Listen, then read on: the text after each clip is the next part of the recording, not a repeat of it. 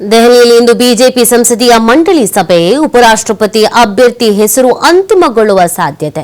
August 21ರಂದು ನಾಮಪತ್ರ ಸಲ್ಲಿಸೋಕೆ ಕೊನೆಯ ದಿನ. ಸೆಪ್ಟೆಂಬರ್ 9ರಂದು ನಡೆಯುವ ಉಪರಾಷ್ಟ್ರಪತಿ ಚುನಾವಣೆ. ಅಭ್ಯರ್ಥಿ ಆಯ್ಕೆ ಹೊಣೆ ಪ್ರಧಾನಿ ಮೋದಿ, ಜೆಪಿ ನಡ್ಡಾ ಅವರ ಹೆಗಲಿಗೇರಿಸಲಾಗಿದೆ.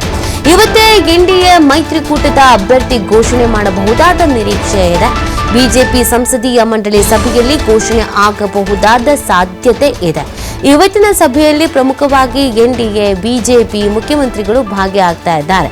ಬಿಹಾರದ ವಿಧಾನಸಭೆ ಎಲೆಕ್ಷನ್ನು, ದೇಶದ ರಾಜಕೀಯ ಬೆಳವಣಿಗೆ ಇವೆರಡನ್ನೂ ಗಮನದಲ್ಲಿ ಇಟ್ಟುಕೊಂಡು ಎನ್ಡಿಎ ಅಭ್ಯರ್ಥಿ ಆಯ್ಕೆ ಮಾಡಬಹುದಾದ ಸಾಧ್ಯತೆ ಇದೆ. ಸೊ ಯಾರನ್ನು ಆಯ್ಕೆ ಮಾಡ್ತಾರೆ ಅನ್ನೋದೊಂದು ಪ್ರಶ್ನೆ ಇದೆ. ಯಾವ ಆಧಾರದ ಮೇಲೆ ಆಯ್ಕೆ ಮಾಡ್ತಾರೆ ಅನ್ನೋದೊಂದು ಪ್ರಶ್ನೆ ಇದೆ. ಯಾವ ಮಾರ್ಗ ದಂಡವನ್ನು ಇಲ್ಲಿ ಅನುಸರಿಸ್ತಾರೆ ಅನ್ನೋದು ಕೂಡ ಪ್ರಶ್ನೆ ಇದೆ. ಹಾಗಿದ್ರೆ ರೇಸ್ನಲ್ಲಿ ಯಾರಿದ್ದಾರೆ ಅಂತ ನಾವು ಒಂದ್ಸತಿ ಕ್ವಿಕ್ ಆಗಿ ನೋಡ್ಬಿಡೋದಾದ್ರೆ, ವಿ.ಕೆ. ಸಕ್ಸೇನಾ ಅವರಿದ್ದಾರೆ, ದೆಹಲಿಯ ಲೆಫ್ಟಿನೆಂಟ್ ಗವರ್ನರ್ ಆಗಿ ಕಾರ್ಯನಿರ್ವಹಿಸ್ತಾ ಇರೋದು. ಹಾಗೆಯೇ ಆರಿಫ್ ಮೊಹಮ್ಮದ್ ಖಾನ್ ಅವರಿದ್ದಾರೆ, ಬಿಹಾರ ರಾಜ್ಯಪಾಲರಾಗಿ ಅವರು ಕಾರ್ಯವನ್ನು ನಿರ್ವಹಿಸ್ತಾ ಇದ್ದಾರೆ. ಅವ್ರ ಜೊತೆಗೆ ಆಚಾರ್ಯ ದೇವವ್ರತ ಗುಜರಾತ್ನ ರಾಜ್ಯಪಾಲರು ಸದ್ಯಕ್ಕೆ. ಹಾಗೆಯೇ ಥಾವರ್ಚಂದ್ ಗೆಹ್ಲೋಟ್ ಅವರು ನಮ್ಮ ಕರ್ನಾಟಕದ ರಾಜ್ಯಪಾಲರು ಇವರು. ಹಾಗೆಯೇ ಓಂ ಮಾಥುರ್ ಸಿಕ್ಕಿಂ ರಾಜ್ಯಪಾಲ, ಹರಿವಂಶ್ ರಾಜ್ಯಸಭೆ ಉಪಾಧ್ಯಕ್ಷ. ಇವರಿಷ್ಟು ಜನ ರೇಸ್ನಲ್ಲಿ ಗೆದ್ದಾರೆ.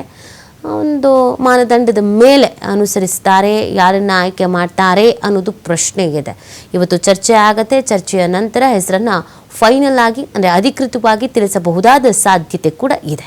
ದೆಹಲಿಯಲ್ಲಿ ಇವತ್ತು ವಿಪಕ್ಷಗಳ ನಾಯಕರಿಂದ ಮಹತ್ವದ ಸಭೆ ಇದೆ. ಎಐಸಿಸಿ ಅಧ್ಯಕ್ಷ ಮಲ್ಲಿಕಾರ್ಜುನ ಖರ್ಗೆ ನೇತೃತ್ವದಲ್ಲಿ ಈ ಸಭೆ ನಡೆಯುತ್ತೆ. ಉಪರಾಷ್ಟ್ರಪತಿ ಚುನಾವಣೆ ಬಗ್ಗೆ ಸಭೆಯಲ್ಲಿ ಚರ್ಚಿಸಲಿದ್ದಾರೆ ನಾಯಕರುಗಳು ಅನ್ನೋದ್ರ ಬಗ್ಗೆ ಮಾಹಿತಿ ಇದೆ. ಇವತ್ತು ದೆಹಲಿಯಲ್ಲಿ ಒಂದು ಮಹತ್ವದ ಸಭೆಯನ್ನ ನಡೆಸಲಿದ್ದಾರೆ. ಎಐಸಿಸಿ ಅಧ್ಯಕ್ಷ ಮಲ್ಲಿಕಾರ್ಜುನ ಖರ್ಗೆ ಅವರ ನೇತೃತ್ವದಲ್ಲಿಯೇ ಈ ಸಭೆ ನಡೆಯುತ್ತೆ. ಉಪರಾಷ್ಟ್ರಪತಿ ಚುನಾವಣೆ ಬಗ್ಗೆ ಸಭೆಯಲ್ಲಿ ಚರ್ಚಿಸಲಿದ್ದಾರೆ ನಾಯಕರುಗಳು.